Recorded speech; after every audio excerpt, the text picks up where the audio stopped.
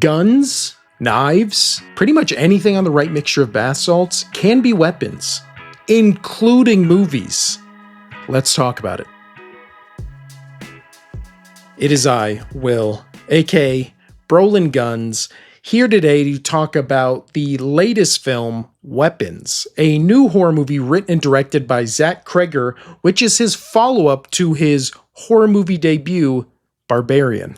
Now, 2025 has really been a sneaky good year for movies, and horror movies have really elevated themselves above the rest of the field to probably claim the top spots as my favorite movies of the year. Obviously, I'm talking about Sinners, and then Weapons might be my favorite and best movie of the year so far. Weapons follows the lives of several residents of a small town after all but one child disappears from the same classroom all in the same night at the same time. The town is left wondering what happened and who is to blame. I absolutely love this movie, and as I said previously, it has now officially supplanted Sinners as my new favorite movie of the year. I think the two leads of this movie, and Julie Gardner and Josh Brolin, are pitch perfect in this movie, and the emotional beats they have to hit throughout the movie are really powerful, really emotional, and it really worked for me. The movie itself really slow builds you into how the events of the night where all the children disappear affect everyone in the town, from the parents to the teachers and everyone in between, which was probably some of the most fascinating and engaging parts of the movie for me personally, which it's funny to say this movie is a slow build considering the opening of the movie is a little kid's voice recapping the incident with the children and telling you basically everything you know about the movie going in within, the first 3 minutes.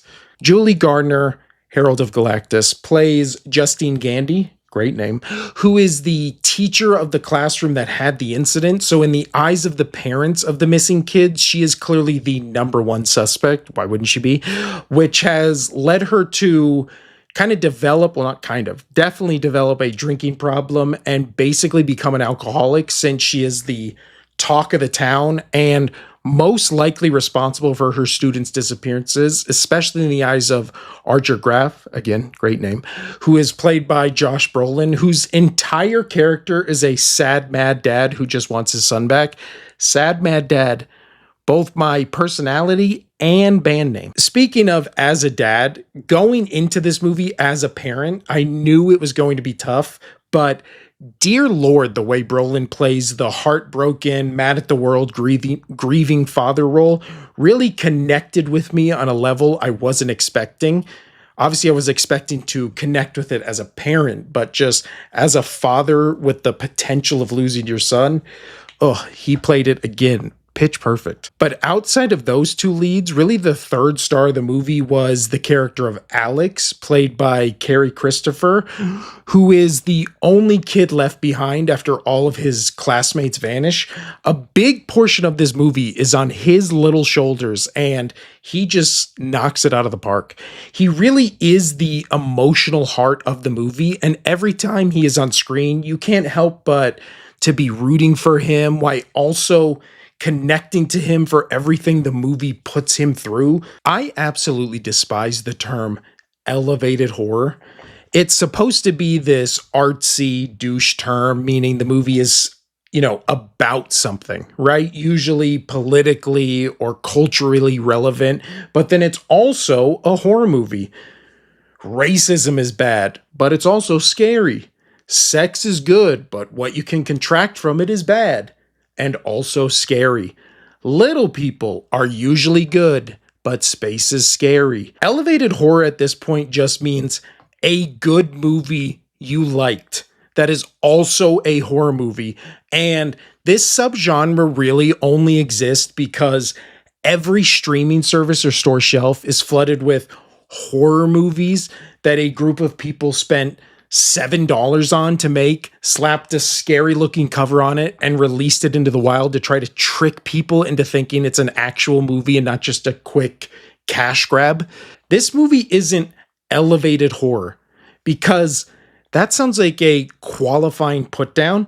What it is, though, is a really damn good movie, a really unsettling horror movie with a stellar cast that's perfectly written and directed, and currently my pick for best movie of the year. Run. Don't walk to your closest theater to see this movie. And when you do run, run like the kids do in the trailer with your arms at your side, or run like the kids did when I was in school, which was obviously like Naruto. This might be in contention for one of the most misleading, movie titles, movie coverage, and movie trailers for a movie of all time. All the scuttlebutt online from when this movie was first announced up until this movie being released and still now was, oh shit, Jordan Peele really wants this movie. He fired his agent when he couldn't get it. Elevated horror. This movie is about school shootings. Elevated horror. This movie is going to be about guns and gun control. Elevated horror. And then outside of a 3-second moment in a dream sequence, none of that shit I mentioned above is even mentioned or talked about in the movie, like at all. Any of it's barely even alluded to. You can read into the premise of this movie or look at the edges of what this movie is about and try to connect those dots and threads. But when the writer director is straight up saying, no, this movie's not really about school shootings, you really step back and go, holy shit. This movie was marketed and talked about online as if this was going to be Get Out, but for gun violence and school shootings. And instead, it's a movie about a witch that forces a little kid to feed soup to his parents and classmates who are all under a spell. If I had a hat on, I would take it off, because hats off to Zach Kreger.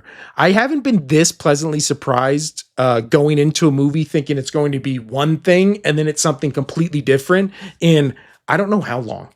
I am so glad I don't have to listen to the most, annoying people in the world lecture all of us about their feelings on hot button political topics as they try to tie their feelings to that into the themes of this movie. Again, hats off. I'm wearing 2 hats. Both of them are off. And before the actually crowd floods into this comment section or wherever you're going to do it, the guy who wrote and made the movie is saying it isn't about guns or school shootings. He's saying this is the way he mourned his friend, R.I.P. Trevor Moore, which makes sense why everyone in this movie is just perpetually sad all the time. Which, thank God that's only in a movie, right? And that's not how real people are all the time. I digress to say, I'm not going to view the movie as an allegory for school shootings. I don't need every movie to be about something that's cultural or political or about anything at all. I legitimately just want good movies. And Weapons is elevated past that to being a great movie. Now back to giving flowers to the cast. The rest of the cast, besides the ones I mentioned above that I really liked, were Alden Ehrenreich. I know I didn't say his name right, but you know him, aka Han Solo. I thought in the movie he was fantastic, both as Han Solo and in this one. In Solo, he plays a scumbag with a heart of gold, obviously. In this movie, he plays just a straight up scumbag as this real slimy police officer named Paul. And then we obviously couldn't mention her before the spoiler section, but freaking Amy Madigan, who plays Aunt Gladys, has an entrance into this movie where we see her for the first time, and she is just so unsettling to look at. Her clothes don't look right. Her wig doesn't seem to fit her. And then her makeup just looks like it's kind of like scribbled on her face. This is like begging to be the new cosplay at Comic-Cons everywhere, right? Just scribble on your face, throw on mismatched clothes, and there you go. But also, her entrance into the movie is where the movie suddenly goes from one thing to another and just ramps up significantly in like an absolutely perfect way. Maybe one of the most satisfying villain deaths in movie history. To see this old witch ripped apart by children after hilariously being chased by them was top tier comedy, top tier cinema and got like a fist bump out of me in the theater, just being like, yeah, she deserved it. Like, oh, it felt so good. How the marketing hid the entire witch protagonist and plot from the general audience, I have no idea. But man, was this whole reveal just a delightful bloody hoot? Also, shout out to Austin Abrams, who plays one of the most convincing homeless tweakers ever put on film. It's honestly incredible how every time he is on screen, you really feel like Kreger just picked a random meth head to follow around for the day. Brolin just repeatedly throwing him over and over again got maybe the biggest laugh of anything in this movie in the theater. Like, people legitimately, myself included, were dying at that part. A lot of people are going to talk about the comedy of this movie, and with Kreger first being introduced to people through The Whitest Kids You Know, that makes sense. I love that show, and again, RIP to Trevor Moore. So to me, comedy was expected, but what I was not expecting this movie to do was make me so emotional. The ending is obviously very funny, as I just talked about, especially after how dire and gruesome the rest of the movie had been. Now, jokes are sprinkled in kind of throughout, but most of the tone of the movie is really depressing and tense, giving you that classic horror movie feeling that something bad is about to happen or someone bad is around the corner. But the entire third act, where you just see how the Alex character has been forced to live since his aunt came to visit his family, just broke my heart. And I shed real manly tears when he ends up being the hero of the film. And the last shot of him in the movie is him hugging his parents. Also, that kid looking so much like my kids, I don't know, didn't help. And then the 1-2 gut punch of the Josh Brolin character just trying to find out what happened the entire movie. And then when he finally does, after being the good guy we, the audience, knows he is, but obviously the grief of losing a child has broken this person.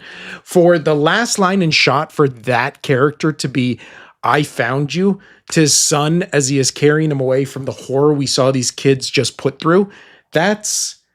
honestly, it's giving me goosebumps now. That's why I go to the movies. What a movie. What a movie, man. Like, comment, subscribe, and please go see Weapons for the first time or the second time or the third time. We need original movies, and especially original genre movies, to succeed. We need more movies like this. That's bread. We're bringing it back.